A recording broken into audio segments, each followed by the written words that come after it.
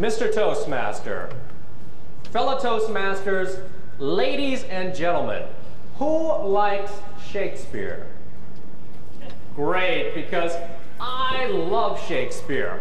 And my favorite Shakespearean character is none other than Hamlet, Prince of Denmark. Imagine what it would have been like if Hamlet had been a Toastmaster. Listen carefully to this, an ode to evaluation by Hamlet, DTM.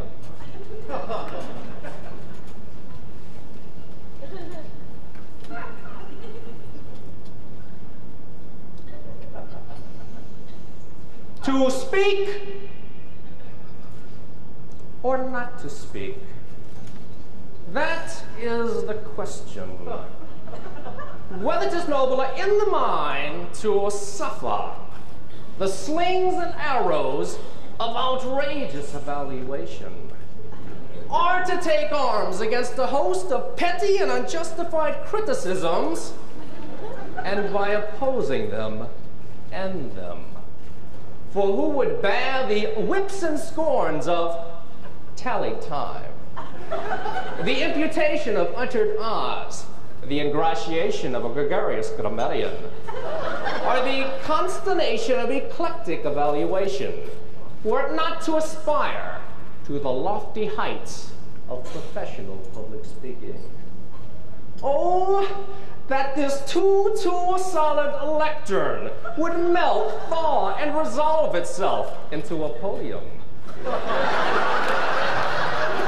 How weary, stale, flat, and unprofitable seemed to me this thing that we call evaluation.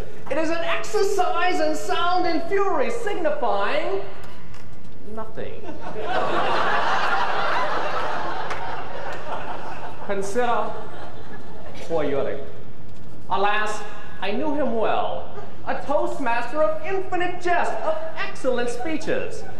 How many times hath he entertained us with his merriment, and saved us from the pang of what otherwise would have been boarding meetings. On one occasion, he amazed us with incomparable discourse concerning a masochistic speaker and the sadistic evaluator. The masochistic speaker said, "Woo! Tell me everything that's wrong with my speech. Rip it apart. Don't hold back one bit." And the sadistic evaluator replied, "No."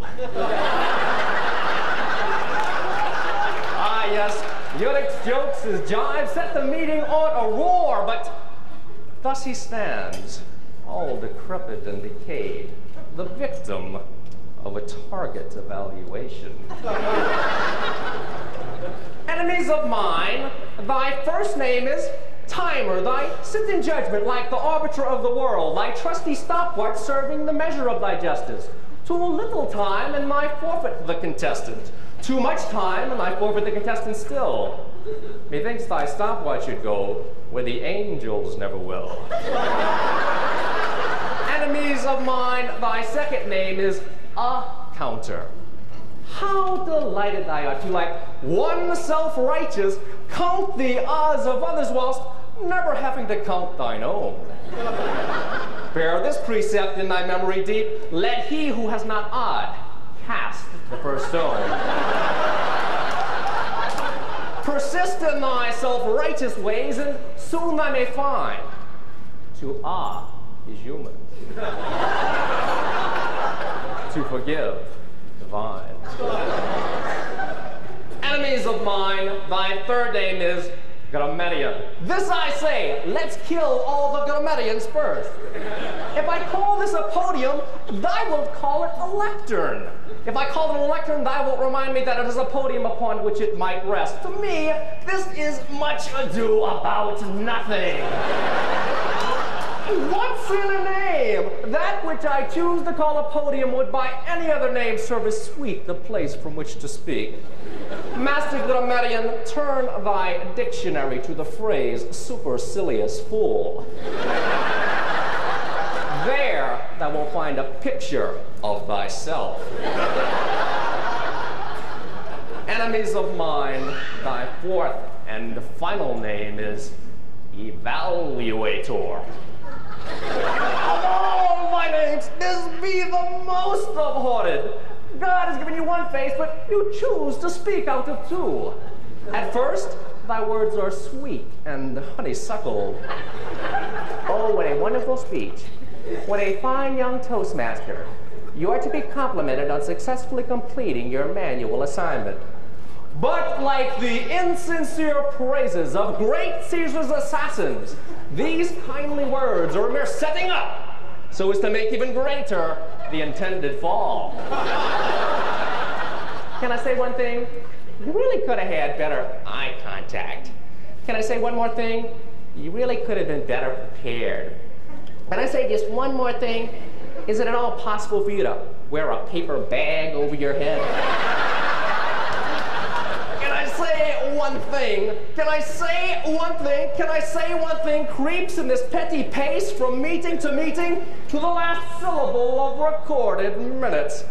Dr. Ralph Smedley, Dr. Ralph Smedley, wherefore art thou, Dr. Ralph Smedley?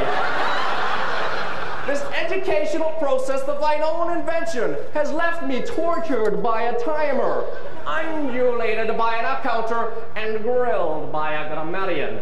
I lay here all daggered up and bleeding, with barely strength to say, A2 evaluator.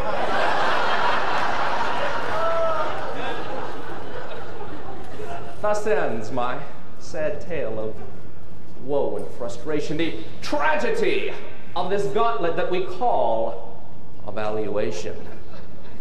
Life's but a stage where for an hour we strut and fret. And I have strutted mine, so now I must yet. Master Toastmasters.